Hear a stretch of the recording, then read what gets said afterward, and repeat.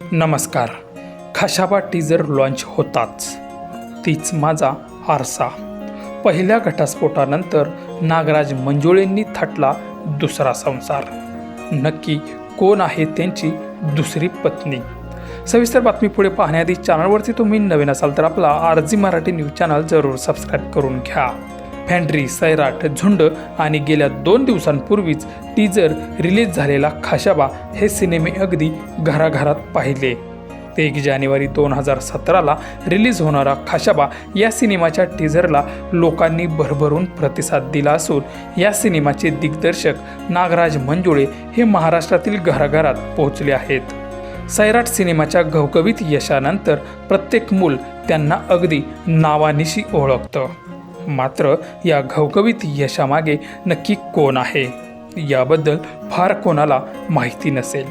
असं म्हणतात की एका यशस्वी पुरुषाच्या मागे एका स्त्रीचा मोलाचा वाटा असतो. मग ती स्त्री आई, बहीण किंवा मग ती बायको असते. नागराज मंजुळे यांच्या आयुष्यात देखील अशी एक महिला आहे जिचा त्यांच्या यशामागे मोलाचा वाटा आहे आणि ती स्त्री नागराज मंजुळे यांची पत्नी आहे. पहिल्या घटस्फोटानंतर नागराज मंजुळे यांनी दुसरं लग्न केलं आहे आणि त्यांच्या पत्नीचं नाव गार्गी कुलकर्णी असं आहे. गार्गी या अहिल्यानगर येथील असून तिथेच त्यांची ओळख झाली. त्यांना वाचनाची प्रचंड आवड आहे हे खुद्द नागराज यांनीच सांगितलं आहे.